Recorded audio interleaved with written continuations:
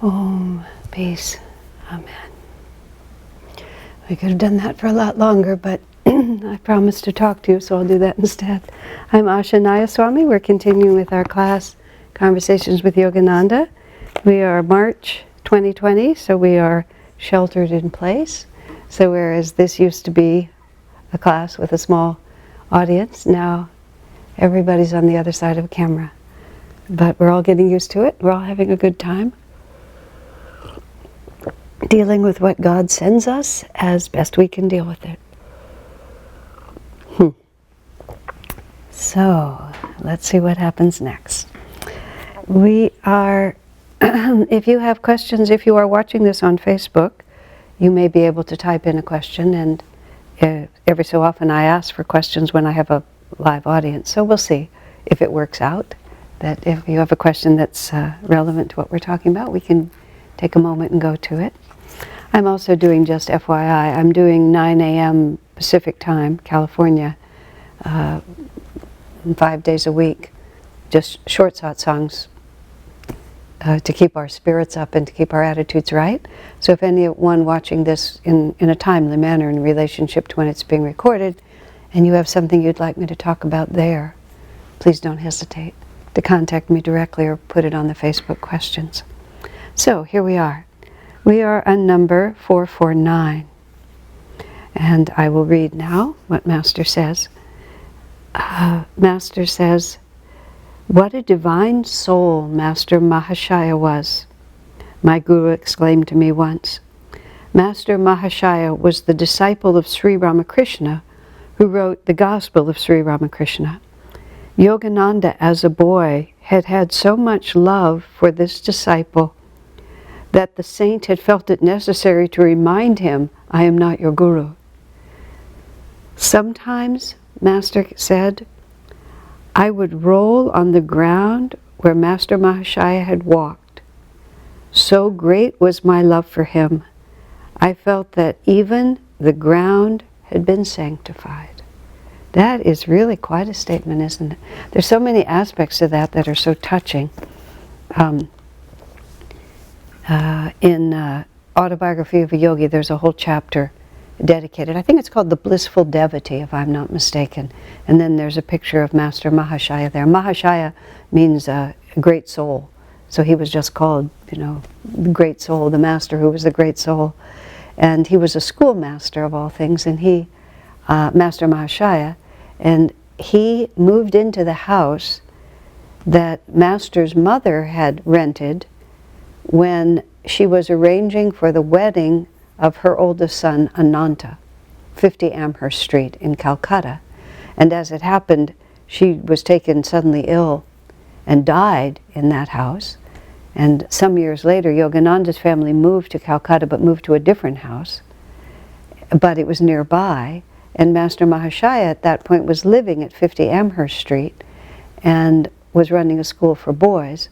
And Yogananda himself, being Mahashaya, being a great soul, Choto Mahashaya, they used to call him Little Great Soul, because he was so elevated. Yogananda was so elevated even as a boy. Autobiography of a Yogi is a true story, but it's a true story told with a certain artfulness to make Master seem much less than what he was. As Swami Kriyananda wrote when he wrote The Path, he said, that it's up to the disciple to really present the Master as he is. He said, Masters, it's very interesting, the power of Autobiography of a Yogi is extremely interesting, because Master so underplays his own consciousness that you don't come out of it thinking, oh, here's a great Master. At the same time, there's something about that the vibration of that book that literally millions of people have found themselves utterly captivated by that vibration. And many people in all these, the book was published in 1946, and all these years, 80-some years since, many people who have followed what you would call a path of self-realization of some form, an inwardly directed spiritual path, rather than a dogmatic or an institutional spiritual path, say that their journey began with Autobiography of a Yogi. You know, that book has, it, all by itself, has launched a spiritual revolution in the whole world. And it's still a best-selling book. And who knows, it's the Bible. It's like the Bible. It's scripture. But the story is, for Master, is often of all the great souls that he met. And among those great souls, one of the most compelling was Master Mahashaya. Now, it's described in here, and many of you may well have heard of Sri Ramakrishna, who was an avatar in the 1900s. He died before the turn in the 1800s. Sri Ramakrishna lived into the 1800s. Master was born in 1893, and their lives did not intersect. Even though Sri Ramakrishna's was also located just outside of Calcutta. I mean, what a cluster of great saints right in that area.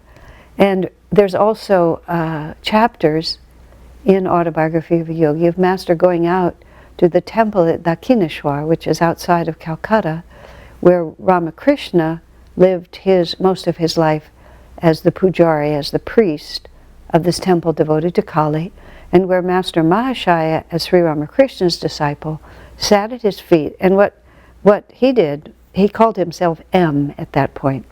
I mean, he published his literary work under the name M, that's all. And he wrote down everything that Ramakrishna said when Master Mahashaya was present into a thick volume called the Gospel of Sri Ramakrishna. And because of M writing that down, the teachings of Ramakrishna are preserved, because he himself was illiterate and he never wrote anything. It was before recordings. So it was the stenography of Master Mahashaya who preserved Ramakrishna, who is one of the great saints of our age. And Master Yogananda went to that temple and had a tremendous vision of Kali, and there's just so much. It all interweaves. You know, we have this very sort of personality-oriented idea. There's this one, and there's this one, and this line, and this guru. But the masters, they're all moving upward toward the same peak. And when the closer you get to that apex, or when you finally reach that apex, everyone is standing in the same center. And the illusion of separateness and of personality is gone. Well, Master Mahashaya was a great devotee of Divine Mother, deeply devoted and completely humble. And the story Master tells of him in Autobiography is just so moving about his Master Mahashaya's discipleship and his complete self-effacement. I mean, characterized by him just publishing his book under one initial, that he was completely insignificant in it. And then you have the example of Master's ability to both recognize spiritual greatness and his own perfection as a disciple. And the way it is said there, Master's love for, Yogananda's love for Master Mahashaya was so great that Master Mahashaya had to say, "I'm not your guru." It's just very interesting, because Sri Yukteswar was the destined master for Yogananda, for these are mysteries that I can't understand. But the love affair, the shared love of God between Yogananda and M is in of itself a beautiful story. So then now we have this part about Master saying, I used to roll on the ground to take the dust where Master Mahashaya had placed his feet. I saw a film of Swami Shivananda. Shivananda was a contemporary of Yogananda. Shivananda lived in Rishikesh, India, and he founded the Divine Life Society, which is still a very major worldwide spiritual organization with its headquarters in Rishikesh. Swami Kriyananda was very close. I mean, there are all these names here. Kriyananda was close with Chidananda. Chidananda was Shivananda's main disciple, one of his main disciples, took over the organization. So Swami Kriyananda met Shivananda. And in all the course of this, somehow or another, these, grainy black and white films came through my living room.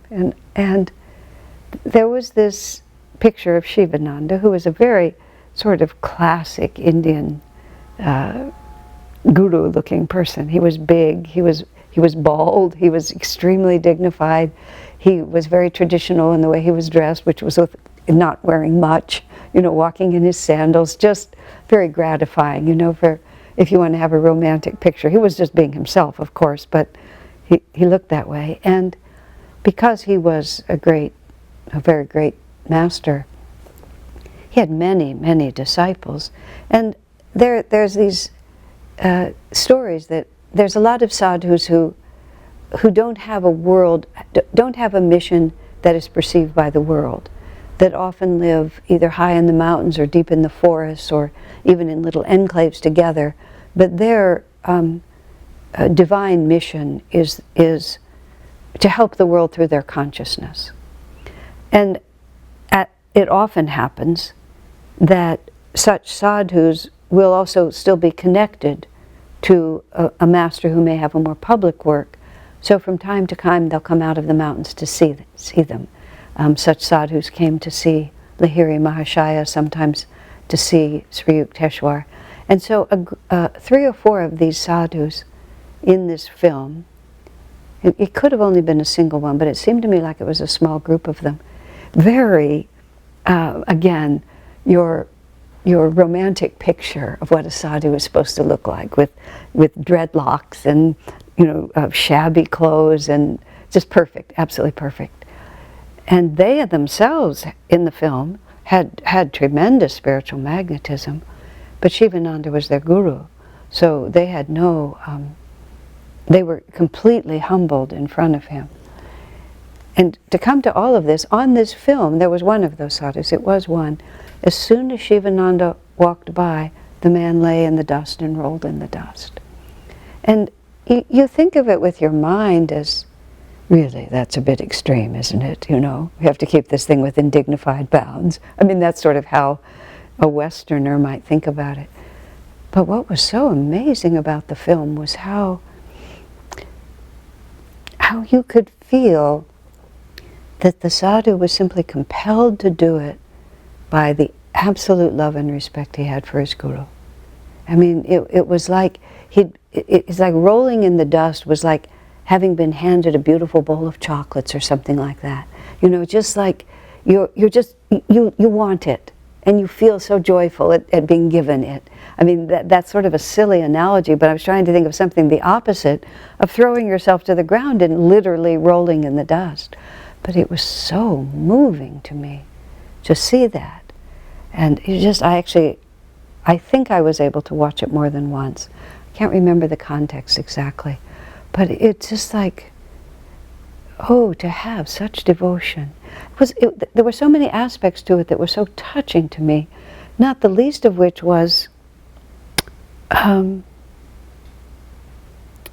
me think how to say it, how perfectly natural it seemed when that man did that.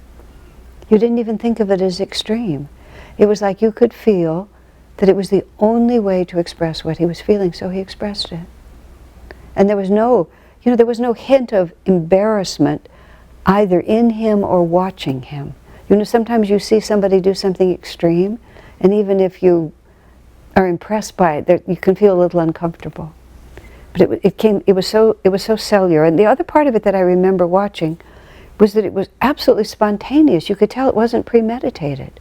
It was just Shivananda walked by, he saw the dust, he wanted the dust. And so he immersed himself in the dust. Now, thinking about all of that, I was remembering, because I was in Israel for a month this past January, when we all really actually still had a life, which was really only 10 days ago that we had a life, but I was in Israel, and I was part of 2 pilgrimages through Israel, through the holy places there.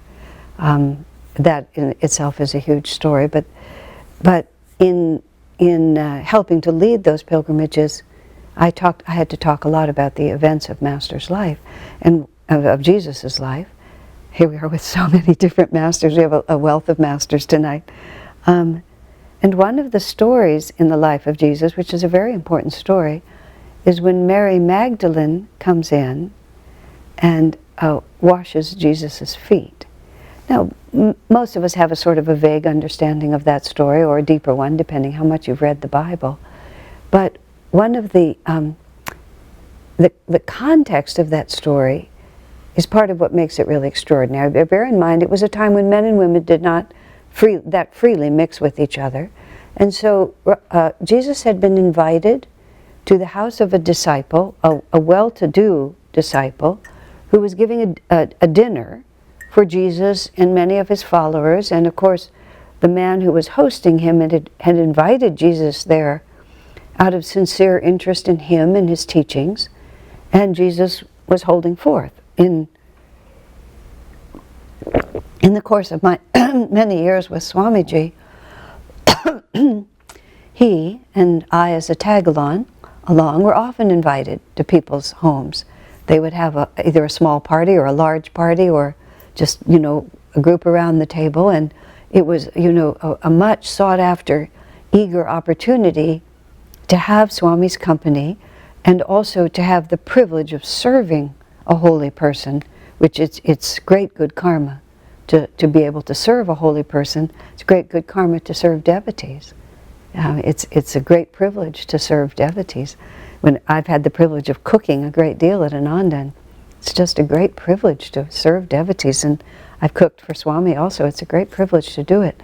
So I know what the context would be of this man who was not one of the 12 apostles, but he wanted Jesus. He wanted to be part of Jesus' life. So he invites him to dinner. And it seems to me that all the apostles are present, at least many of them are there. So into this dinner party walks Mary Magdalene.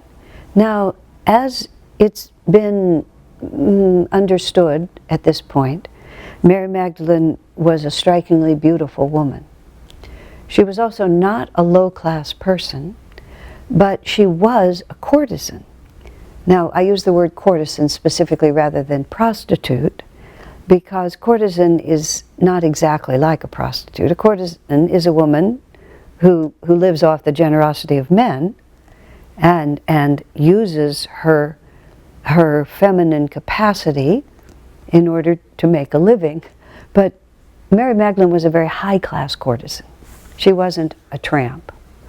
And seemingly she was Mary of Magdala. She was seemingly from a notable family. And it's just, you don't quite know exactly who she was, but she was someone of substance. And she had been, but her life was not an uplifted one at all. And then she met Jesus.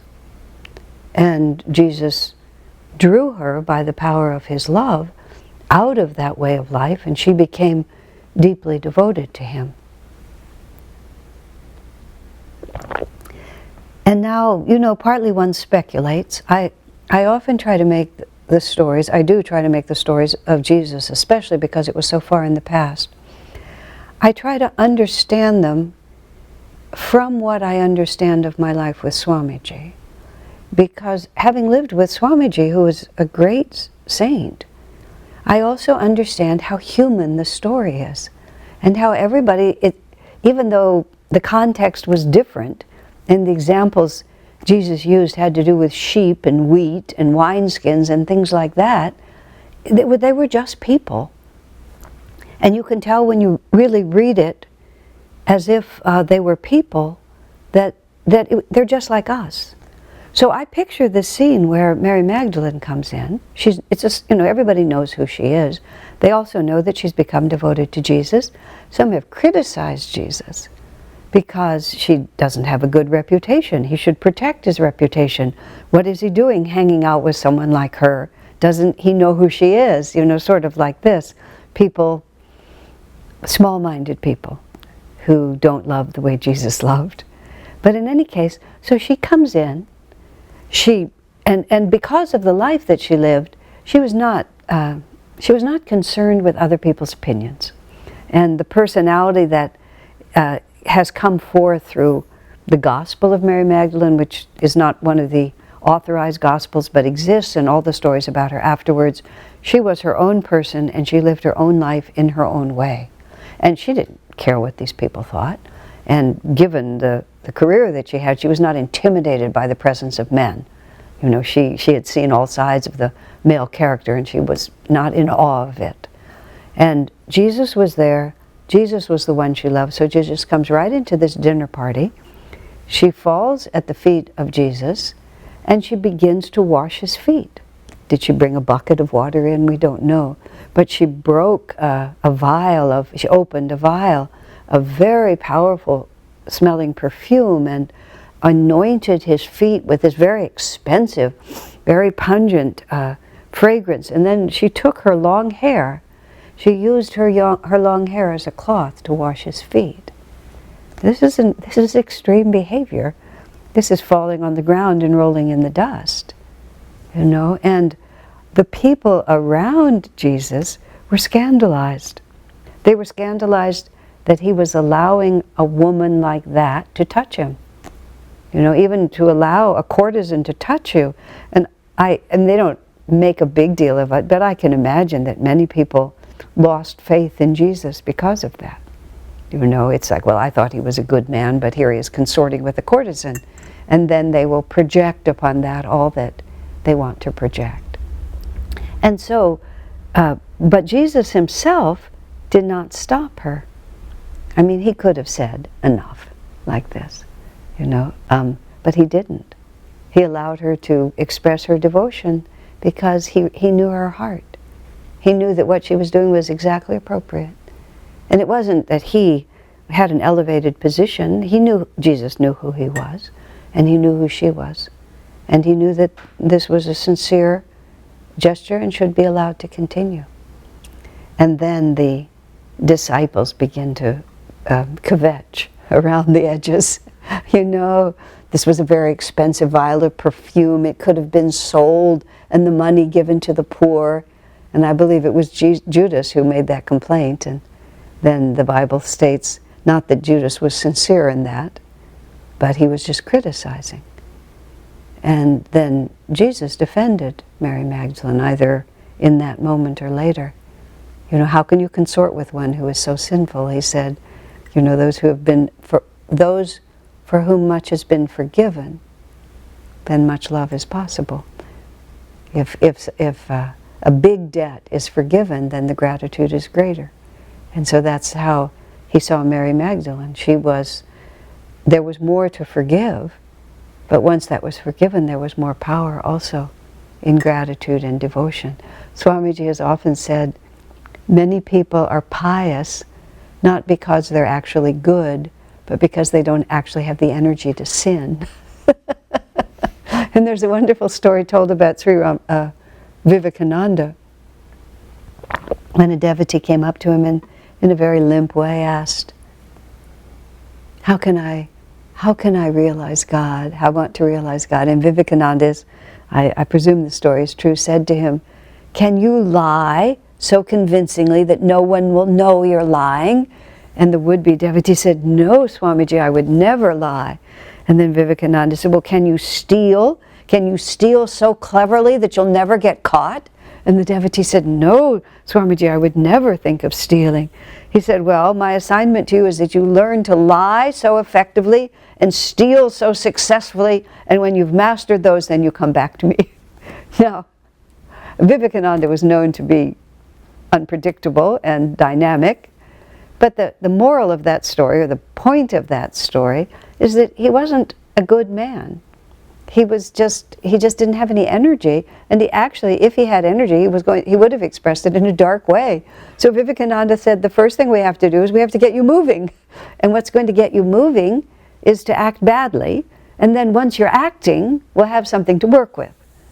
And so the fact that Mary Magdalene had expressed her powerful energy in that particular way was not relevant to Jesus. All that mattered is then she turned that. When she turned that energy to devotion. Well, this was also from Ramakrishna. In the time of Ramakrishna, there was a lot of caste rules that had to be followed. And one of Ramakrishna's great disciples was Girish Ghosh, who was a playwright, a well-known playwright, and a well-known libertine and a drunk in Calcutta, But he was kind of a mad genius. But he was also a hedonist, and he was a very, very colorful character. He was one of the first people to recognize who Ramakrishna was and proclaim it to the whole world. And eventually he also was reformed by his love for Ramakrishna. The story of Girish Ghosh, since we're here, is, let's see, Ramakrishna was trying to give him some instruction, and he said, you know, when you wake up, you know, you should meditate in the morning and you should meditate at night. And Girish said, well, Master, I would love to, but sometimes I stay up for 2 days writing, and then I just collapse. Girish would dictate these plays, and he was a mad genius. He said, then I collapse and sleep for a day and a half, and when I wake up, you know, this, or sometimes, sir, I have to confess that I'm drunk when I go to sleep, and I'm not able, you know, to meditate. So then Ramakrishna said, well, when you first wake up in the morning, then, you know, effectively chant Om, and when you go to sleep, chant Om.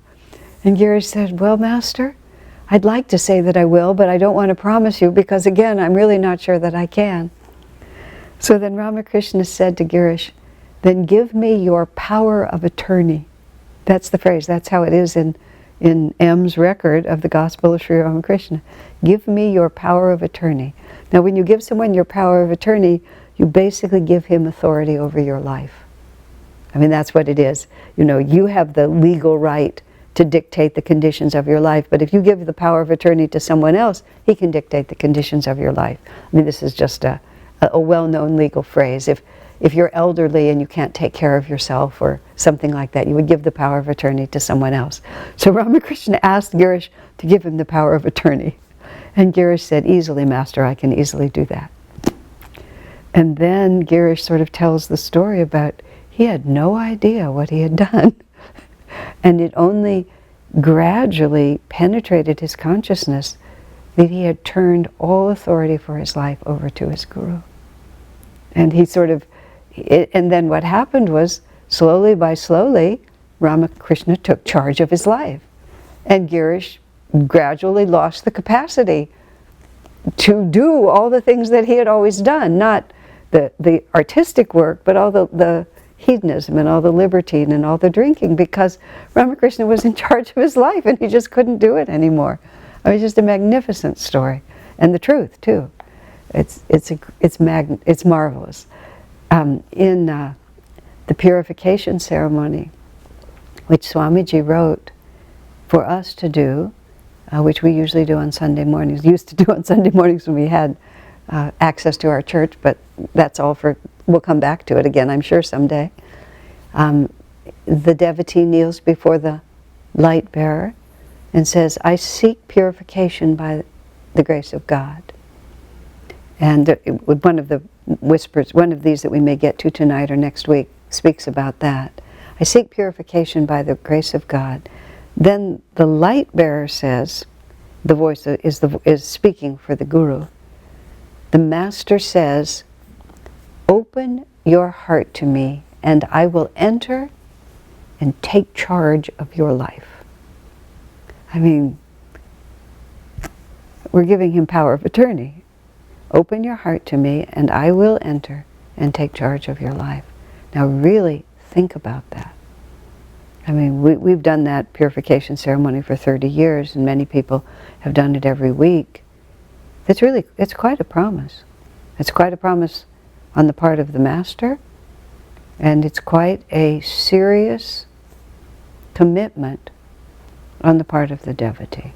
You know, I'm going to open my heart to you, you will come in, and I won't be my own master anymore. You will be my master. And think about all that that means. So we go all the way back where we were, which was we were in Israel in the time of Jesus, and Mary Magdalene has come in and is spreading perfume over the bare feet of Jesus, and all the disciples are scandalized by it. But she's not. She knows exactly what she's doing, and she's having, you know, there's no one in the room for her but Master, but Jesus. And it's just how it is. She doesn't even notice. There's a wonderful story told about a woman. Anagasatu means, I think it means sky-clad, which is an elegant way of saying naked. And so there are sadhus in India who are sky-clad, Naga sadhus. And they live, for the most part, they live outside of civilization. Nowadays, once on the street of Delhi, I saw a Naga sadhu just walking by with his disciples. He was perfectly naked, just walking by, but you don't see it in urban areas as a rule, and you don't even see it in rural areas because Naga sadhus, for the most part, stay away from civilization. But mostly they're men. But there's a story told about a Naga sadhu who was a woman, which was very unusual. And in her village where she lived, the men were scandalized by her. And but her response was perfectly straight up and strong. I don't see any men about, she said, because the only one who qualified as a man was one who had realized God. And all of these egoic beings around her didn't qualify as true men, and so she wasn't the least bit concerned about modesty or the lack of it. But as the story is told, a great sadhu, a holy man, was coming to that village, and when she heard he was coming, she rushed around to find a cloth and quickly covered herself, because a man was coming to visit. And she felt completely different. So what I'm trying to say in all of these stories is that there is a level of devotion and there is a level of experience of the powers of saints that just completely moves you out of the conventional realm that you're thinking in. It's just completely different rules apply. And if you are caught in that bhav, you just become somebody else. So Master himself in this comment is speaking of his own capacity for devotion. There's a very touching just little comment, and I don't know if it's in this book, I believe it's in the Path, where in 1935, when Master went to India, which was the only time he returned to India, he came to America in 1920. He was here for 15 years, then he received an inward call from Sri Yukteswar. And Sri Yukteswar said, come back to India.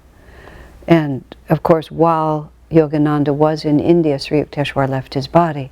So it was the last time that the disciple could be with his guru, and also Yogananda was there to carry out the proper rites, etc., after his guru died.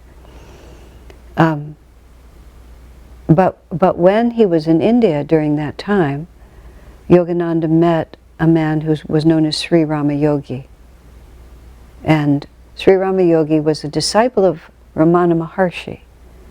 And Master said that Sri Rama Yogi was a fully liberated master. And Master met him on the grounds of the ashram there. And Master said, we walked together hand in hand around the ashram.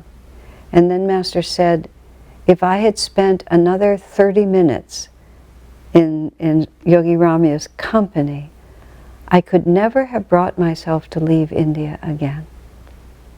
Now, you know, you sort of contemplate that, like, was it the depth of devotion that is possible in the Indian soul compared to Indian soil, the Indian soul, compared to which America is an absolute wasteland? You know, was it the connection between the two of them? I'm in no position to be in the consciousness of a master, so I have no way of saying it, but it's a very intriguing comment, and also tells you about, I don't know, the power of devotion, the power of love, the joy of God communion.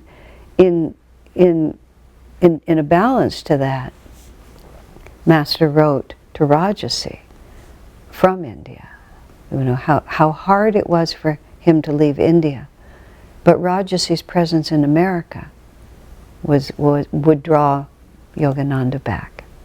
So there was the same side, which is this powerful divine love. And you know, this kind of love, this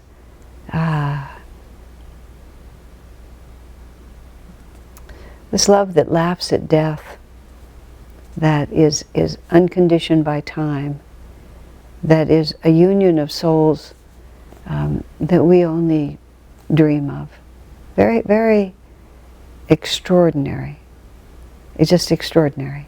And it's hard to even, we can be inspired by it and we can look toward it and know that it will come to us.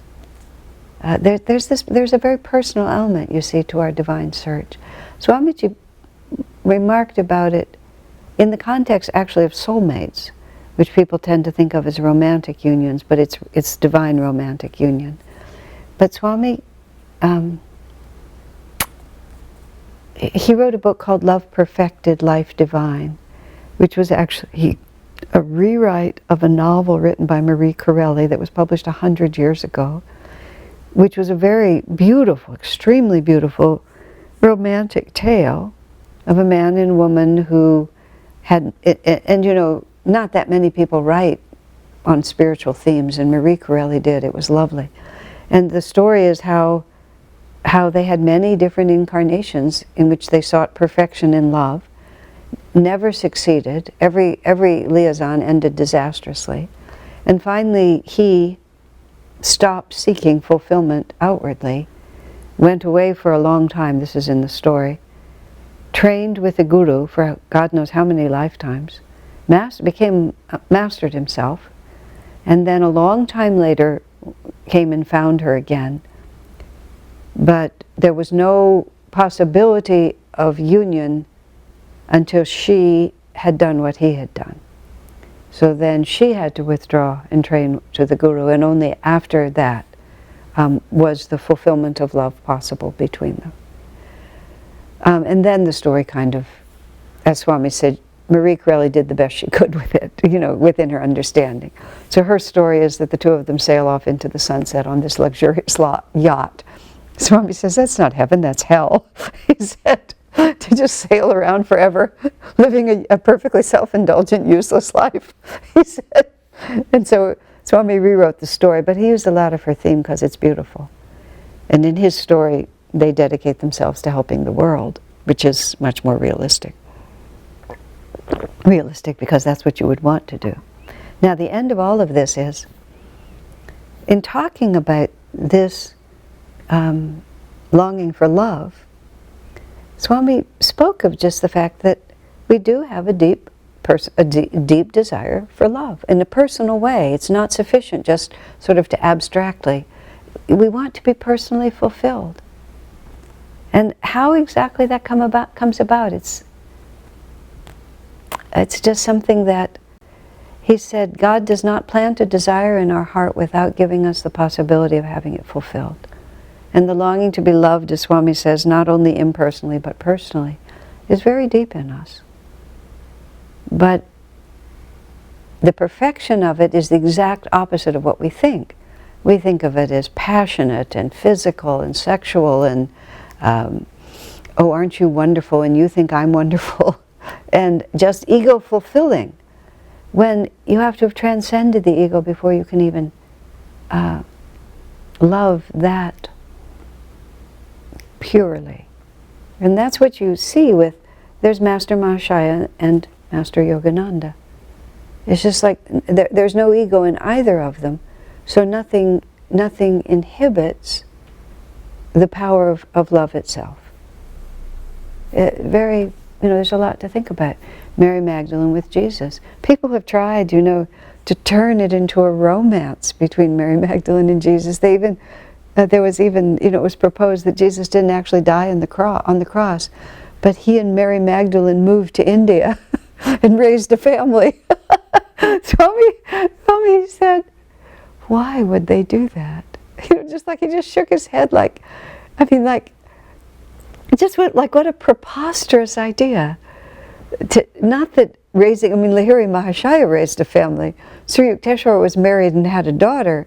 It's not like per se, but it's not after the life that Christ showed us. You don't just get married and have a family. It's just there's so much confusion because people see the absence of form as the absence of consciousness. And what we have to realize is that when the consciousness is complete one, it can take any form, but no form is needed. Anyway, those are just things that people talk about. But there's too much in the Bible that presents Jesus as the ultimate sadhu, and his 18 years, Jesus is the lost years in India, and so on. It goes on and on. But anyway, so we have this example of Master Mahashaya, which awakens all of us to a possibility of devotion that is thrilling to contemplate. You know, I have a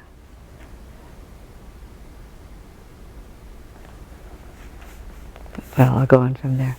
Okay, number 450. It's, Master says, "Tell your faults to no one," the Master counseled us, "for someday, in a fit of anger, the person you confided in may use them against you." It's a very interesting piece of advice. "Do tell your faults to God, however. From Him, one should conceal nothing." Now, you know, this is a very interesting teaching. I read that from when I was very early on the spiritual path, and I never actually understood it until I actually had an experience of it, which was very interesting. Now, later on in this little series here, Master gets into a discussion of don't ever call yourself a sinner, and what real humility is, and a few other things which sort of gradually will fill out this story. I mean, I know they're coming, and if you've read ahead, you know they're coming, but I'm not going to, I'll wait till we get there to speak about it. But let me just try to think how to put this. Master was exceedingly practical, and he also had a very deep understanding of human nature. I was speaking with someone earlier today, and when I first knew Swamiji, I moved to Ananda when I was 24. I met him when I was 22. I had very, very little experience of the world. I wasn't sheltered. I'd spent a year in college. I'd done a few things. I mean, I wasn't innocent, but I was inexperienced. I just had no life. I had no life. I was just waiting. My life started when I met Swami, period. I mean, I just was holding my breath, waiting for something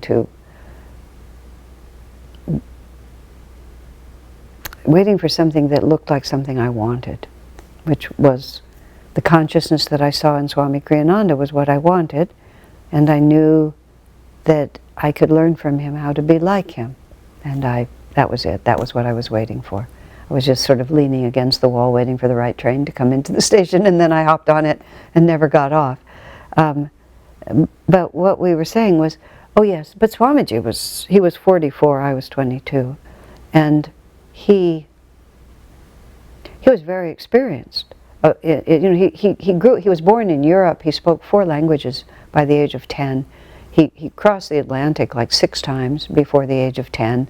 He was educated in 3 different countries.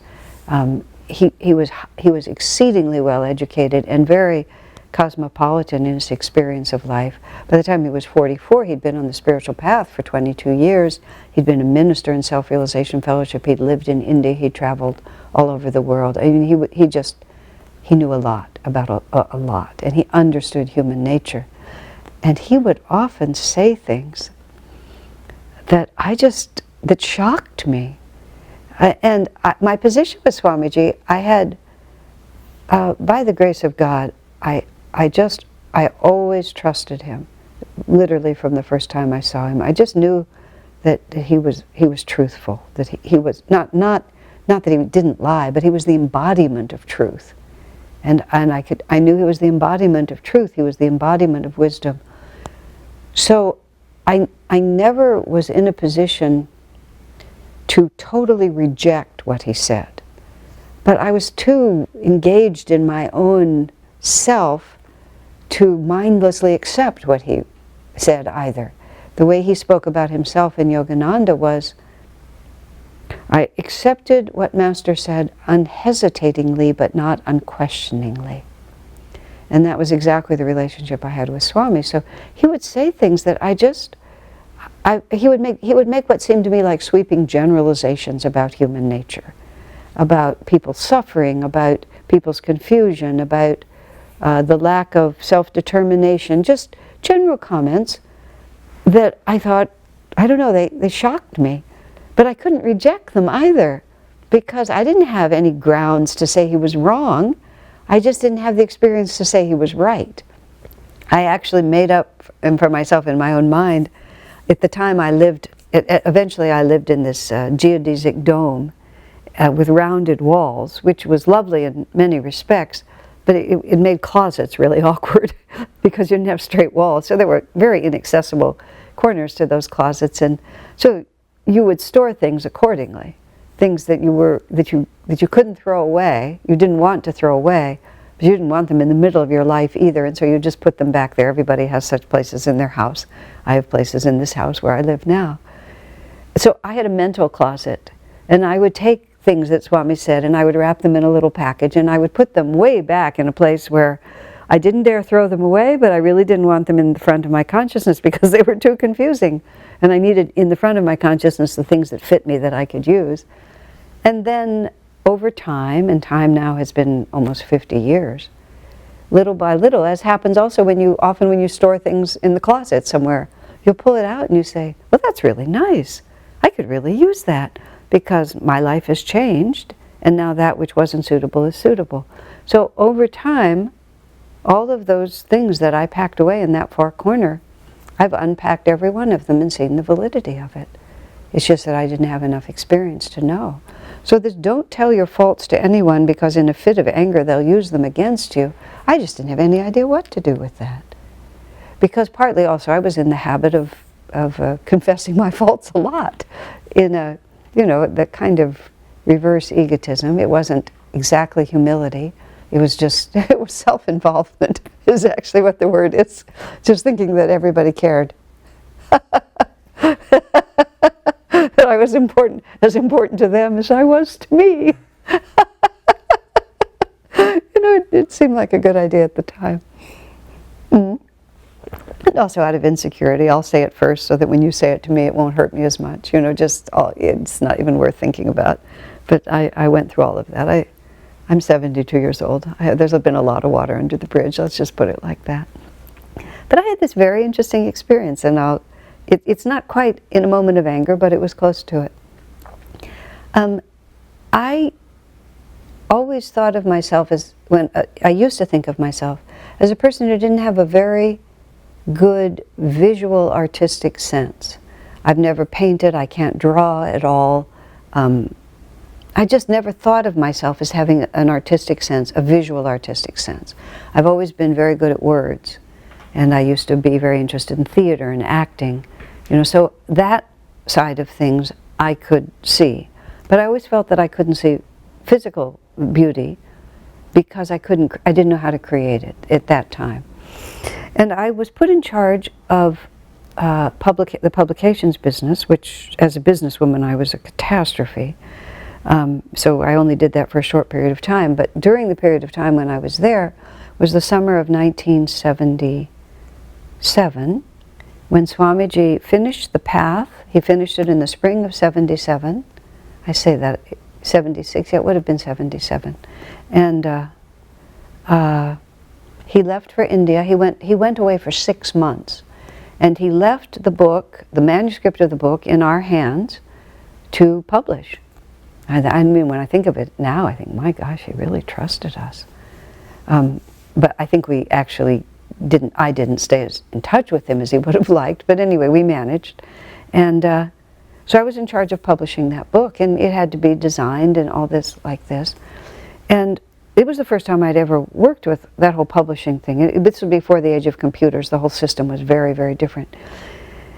And there were a couple of people who had a very strong idea of how it should be done, and I began to realize, as people presented page layouts to me and possible designs to me, that I couldn't have created them, but I could tell what was wrong with them. And I began to realize that actually I was not bad at this at all, and gradually I've learned I'm actually quite good at it.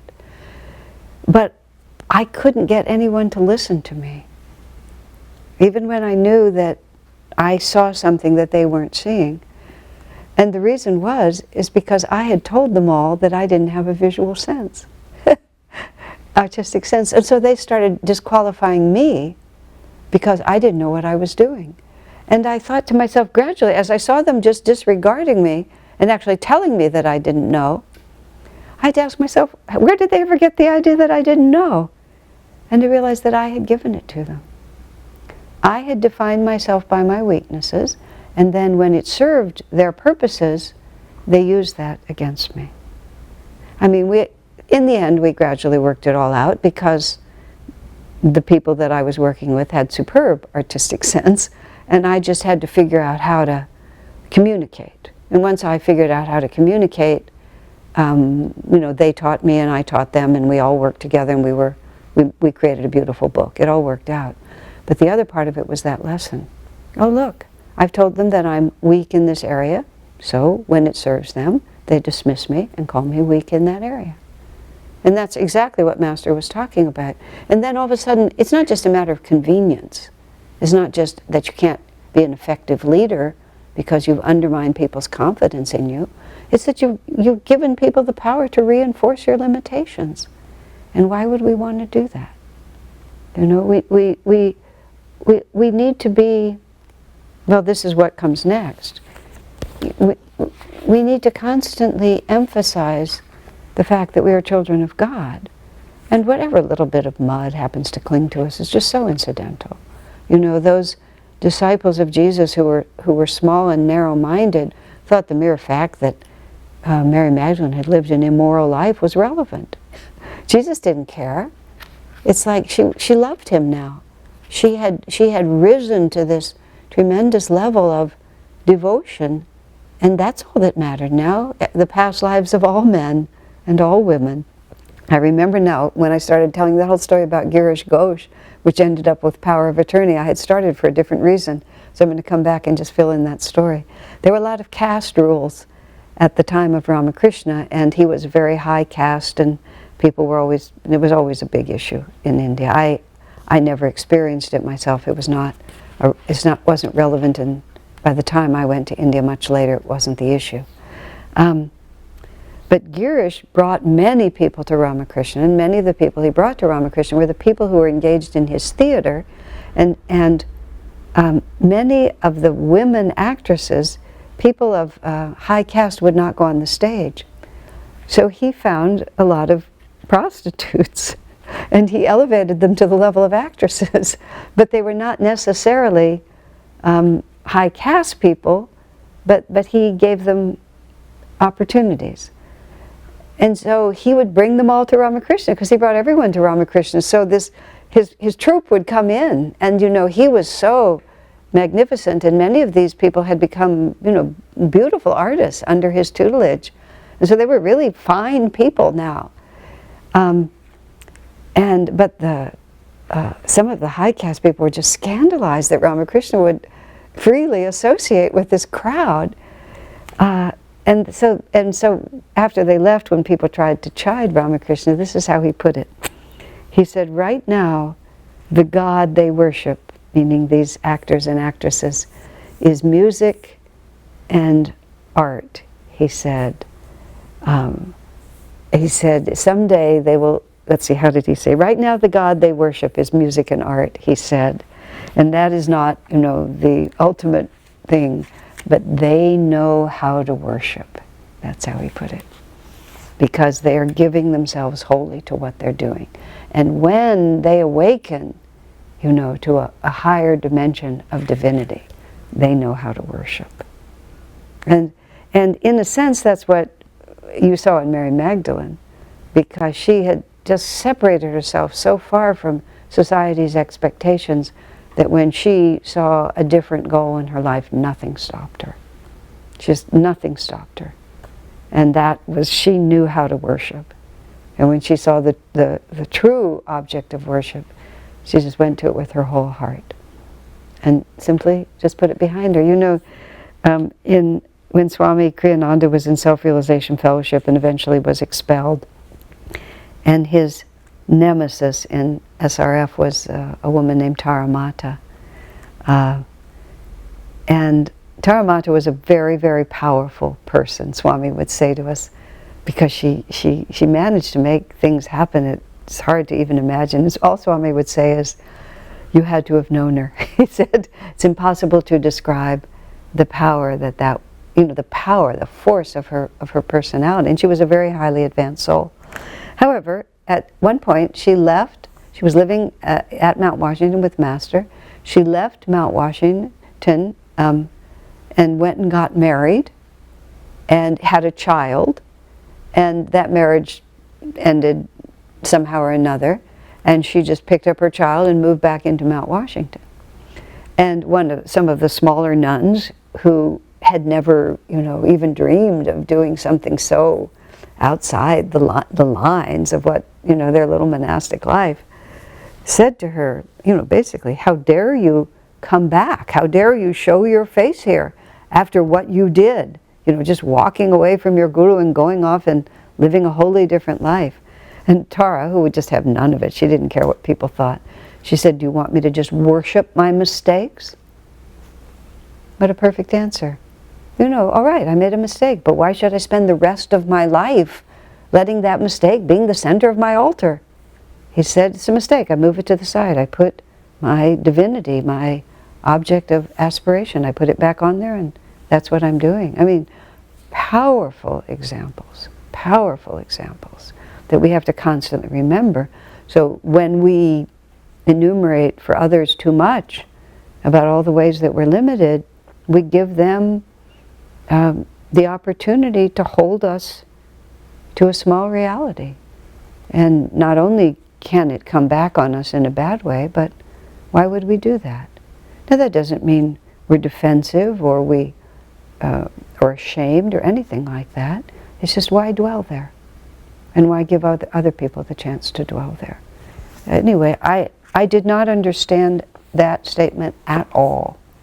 I just didn't understand it until I experienced it. Oh, that's what he's saying. This is not helpful. Just as simple as that. And even when other people tell you about their limitations, don't believe them. Just let it pass through you. I had a very interesting experience. Let's see. I tended to have a very judgmental attitude toward myself. I was always expecting of myself a perfection of which I was not capable. I finally got over it by realizing that I had way too high an estimation of myself.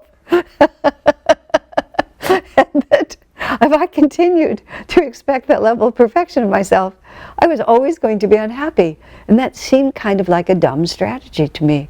But the alternative to that was to just realize this is the best you're going to be.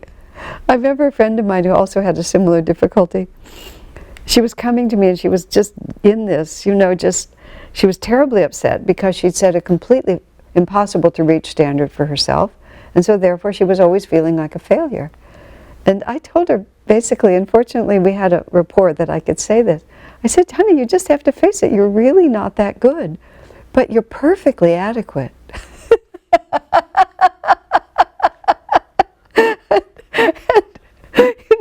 I said, you really are. You're perfectly adequate as a devotee. And I said it deliberately in a way that was ridiculous. And she got it. Bless her heart, she got it. And then after that, every time anything would happen, she would sort of say, well, I'm perfectly adequate. Which sounded silly to everyone but to her and to me. I got to the point where when I was trying to break the same cycle, I said to myself, well, I'm a pretty nice person. I'm a pretty nice person. I'm not a real nice person, but I'm a pretty nice person. It could be worse. Because you just had to come to a point of reality. Now, there was something else I was going to say in regard to that. Let me just think if I can find it for a second. We're setting a perfect... Oh, yes. I have a friend. She's still my friend. And she was very, very hard on herself. And for some karmic reason, I could also be very harsh with others. But for some reason, I had a I won't say completely unconditional, but I just loved this girl. I still do. I just love this girl. And she could be a real pain. And, she was not always a nice person. She had a temper and she would strike out. She did a lot of things that got other people quite annoyed. But she never annoyed me. She just never bothered me.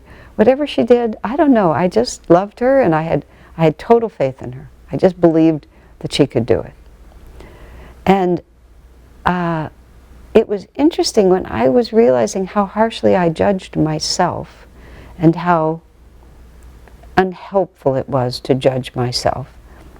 As Swami put it to me once, if you're always throwing dust on your own head, he said the only thing you're thinking about is dust and your own head.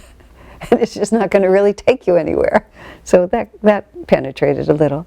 So I started pretending every time I felt that I had failed in some way or another, or I was going on an internal rant against myself, I pretended that it wasn't me who had done it, it was this woman, this friend of mine.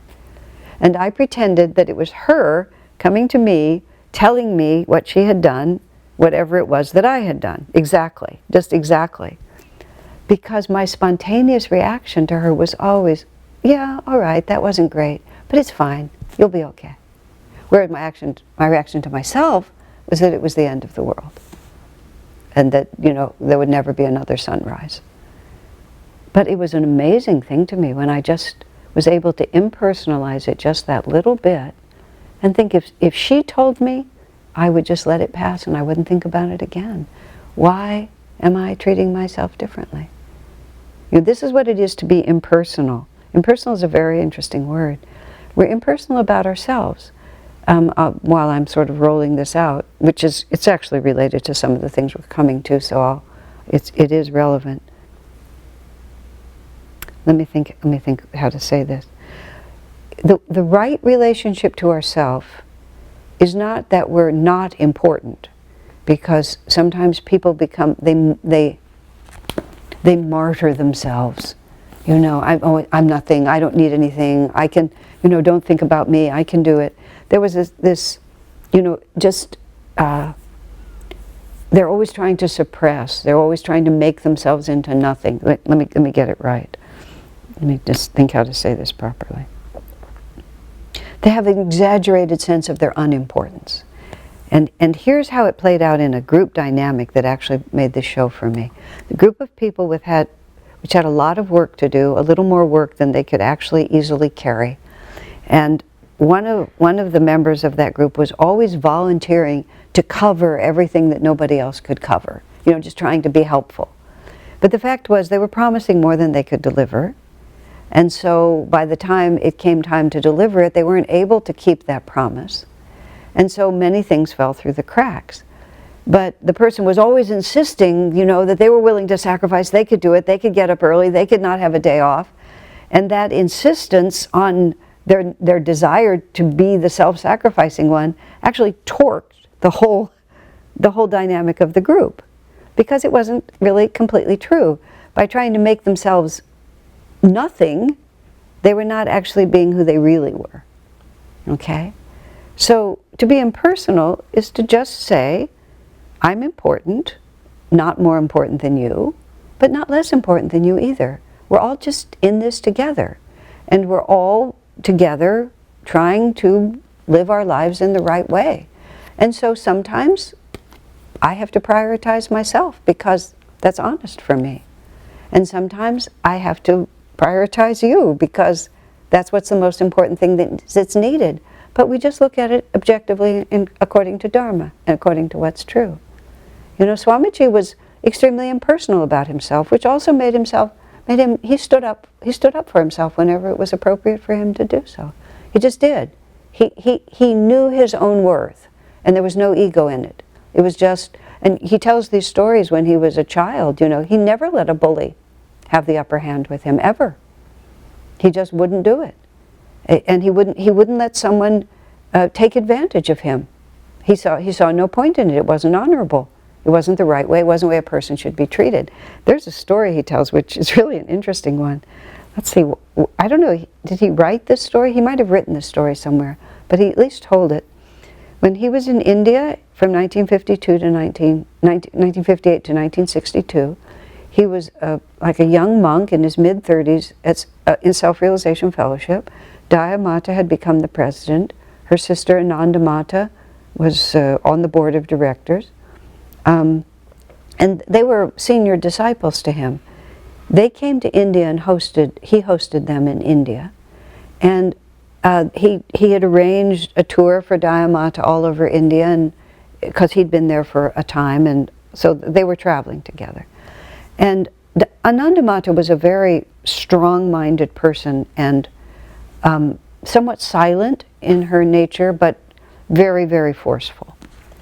And not always, she was imperious, I think is the right word. You know, she just had a sense of who she was, and she wasn't always, she wasn't always careful and polite with everyone. So Swamiji describes this scene where they were pulling into Calcutta on the train. Swami had arranged for a big reception for Dayamata, and there was an open train door, and Swami had a camera, and he stood in the doorway, and he wanted to get pictures as they came into the train station of the crowd and of the meeting and all, and like that. Anandamata was standing right next to him. She also wanted to get a picture from the same point of view, but instead of asking him, she tried to push him out of the way. Now, I don't know why she did that, but anyway, that's what she did. Swami absolutely refused to move. And and she continued to try to sort of elbow her way past him, and he absolutely refused to move. He didn't relate to her, he didn't speak to her, he just continued to take the pictures. He saw no reason why he should step aside, because she was trying to just push him aside.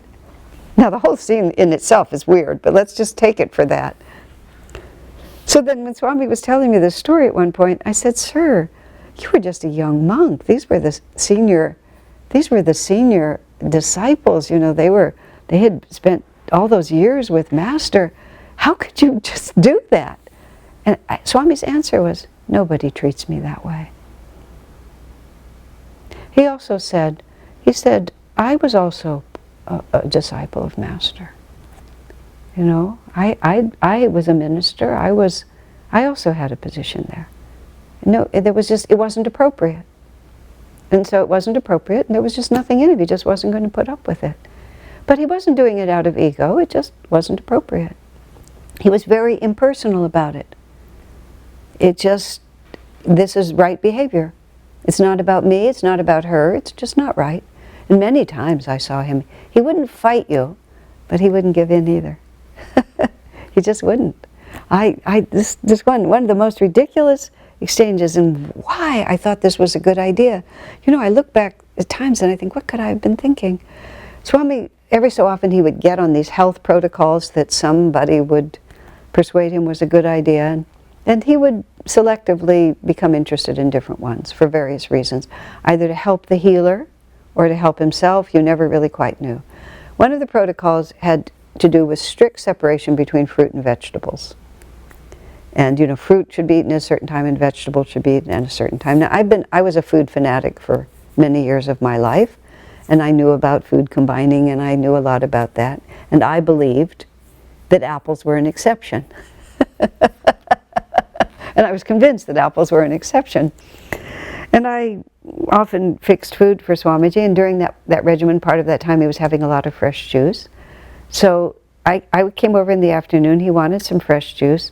The combination that I wanted to make him was apple, carrot, and ginger. He did not want me to put an apple in with the carrots because he was trying to keep them separated. I insisted that they had to be put together. Why? I don't know, but I did. He didn't. He made his point clear to me, and I knew it, and I just defied it. I made him a glass of apple carrot juice. I set it on the table next to him.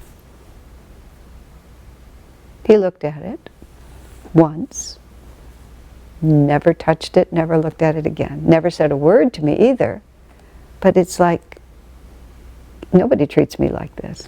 Why would you do this? Why would you insist? And I mean, I had to just, whoa, why did I insist? Where did it come from? But also, he just, and there was so much dignity in it, you see. He didn't need to prove anything. It was just, he wasn't going to be treated like that. He wasn't going to be bullied out of his own point of view just because I wanted it. So we have to just see each other, ourselves in that light. And when we can sacrifice, and it's appropriate to sacrifice, of course we should sacrifice. But when people make unreasonable demands of us, we don't have to be angry. We don't have to be offended in any way. We just have to be impersonal. This is either it should be done or it shouldn't, and I'm not going to. We don't have to be afraid. And this is also why we don't tell our faults to anyone. Do we have a question? Okay, let's hear the question. The first is a short one. Do you happen to know the name of the film that showed Master Mahashaya and the other? Someone's asking me if I know that. No, there's no film of Master Mahashaya. Are we talking about the film of the people rolling in the dust? It's documentary film of Swami Shivananda. And it was brought to my house, I believe, by Swami Bodhicitananda. Swami Bodhicitananda lives in Rishikesh and was closely associated with Swami Chidananda, was the disciple of Shivananda, etc., etc. So it's quite possible if you just go on the internet and start filming, asking for black and white film of Swami Shivananda, you'll find it. If you find it, tell me. I'd love to see it again. Okay? And the other is, someone says it sounds like this is similar to what Master said about don't be a doormat. Don't be a doormat. They said, what I'm saying sounds like similar to what Master said of don't be a doormat. That's exactly right. You know, there's 8 manifestations of God. You know, love, love, joy, calmness, peace. I can enumerate them all. Nice is not one of them. That's the point. And it isn't, actually. You know, nice, getting along in society, you know, being polite all the time, it's not necessarily a virtue. It depends on what, I was talking about this in one of my shelter-in-place satsangs. In fact, I think I was talking about it, well, maybe yesterday I was talking about it. But you have to, what matters is consciousness. What matters is what is at the center of motivating us to act. This is going back to what I was saying about Vivekananda, that wan man who, you know, just wanted to realize God without ever having to put out any energy. He was just trying to skip the whole willpower stage and just surrender to God right away. But he was just trying to escape. He wasn't trying to triumph. So his piety, that's what Swami said. You know, some people are not really good. They just don't have enough energy to sin. And if they had energy, they would behave badly. But it's what's really at the heart of what you're doing. There's a story about Ramakrishna. I've read a lot about Ramakrishna. He's a wonderful, wonderful, wonderful, a spiritual story, everything about him. And the way the story went, if I have it correctly, was people would come across to where the Kali temple was. It was right on the Ganges, and they would often come by boat from Calcutta down the river, and they would land there. And there were these ferry boats that would bring people. And so one of the disciples was on the ferry boat, and Ramakrishna was a very controversial character. You know, these saints do not fit the mold, and so they're lauded after they die, but when they're there, they're often very confusing and very controversial, and they don't necessarily make it easy. And Ramakrishna was exceedingly eccentric. So some people knew he was a holy man, and some people just thought he was a lunatic. So one of his devotees was coming from Calcutta on the boat, on the ferry boat, and some of the people were talking about this crazy man, Ramakrishna, and you know, he's just a charlatan, he just takes advantage, and who knows what they were saying, but they were saying many bad things about him. And the disciple just sat there quietly and thought, you know, I don't want to cause disharmony, I'll just be quiet here. So when he finally gets to the boat dock and gets off the boat, Ramakrishna is there to meet him. Ramakrishna is weeping and saying, oh, they said such terrible things about me, and there was nobody there to defend me. Nobody said anything about me. Why do you let them just insult me like that? I mean, Ramakrishna was very eccentric. And the disciple just didn't know what to think. And then another time, another disciple is coming, and he's a big, strong man, and he's on the boat, and people are talking, and they start saying bad things about Ramakrishna. He begins to rail at them. He begins to shake the boat. he threatens that if they say one more word against Ramakrishna, he's going to sink the boat and kill them all. Like this. He gets to the boat dock and Ramakrishna is standing there and he said, "What do you care what the fools say?" He said, "There's no need, just let them talk. What does it matter to us? What is all this business about sinking the boat?" You know? So it just depended on which direction was expansive for the people involved. One man needed to control his temper and another man needed to get a spine. And so it just depends. All in the path, Swami writes, all true teaching is individual. And this is where it gets very confusing, because Master will say one thing here and he'll say one thing there. When I was writing the Light Bearer book, I tried very hard, and I always try hard when I'm talking about Swamiji. I want the context. Who was there? Who was there? What year was it? What was going on? What prompted him to say it? What was the remark that got that remark? Because he's always moving energy. He's not laying down rules, he's always responding and moving energy. And that's why the teaching gets more and more confused the more dogmatic it gets. And so and we've had a lot of fun. I've been in lots of fun discussions because, of course, we had so many years with Swamiji and he traveled, and there are a lot of people still living who had a lot of experience with Swamiji. And in some of our discussions, it's like somebody will say, "Well, this is what Swamiji said about that." And someone will say, "Isn't that interesting? Because this is what he said to me about that." And then we'll put it all on the table. And what you get from that is not a dogma, but a direction of energy. Oh, I see. In order to balance this, he suggested that. But in order to balance that, he suggested this.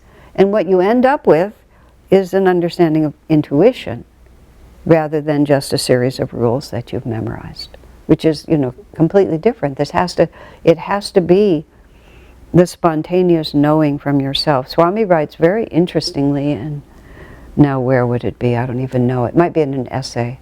I can't quite remember where it's from. I put this in Light Bearer.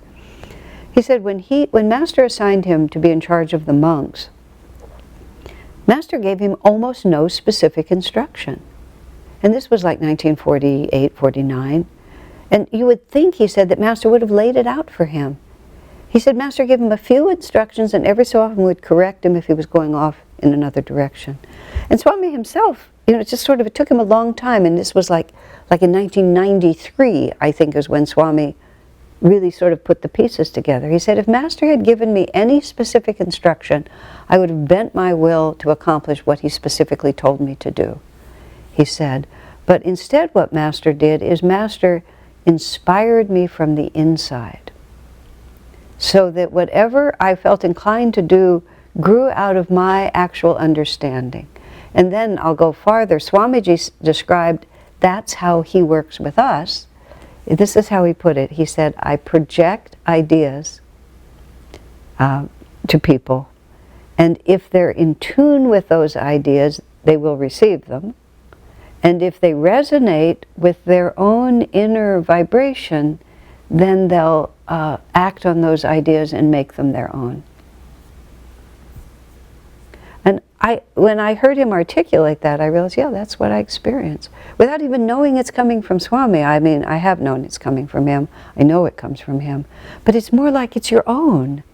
He's awakening our own capacity. And that's not always helped by knowing exactly what we're supposed to do, because then we just know what we're supposed to do. Of course, you can become creative and inspired once the direction is set. All of this is subtle, but very, very interesting. And yes, don't be a doormat and don't be a bully. So you have to just say which direction is forward for me, and then pray to God to help you be able to do that. So, all right, my friends, God bless you.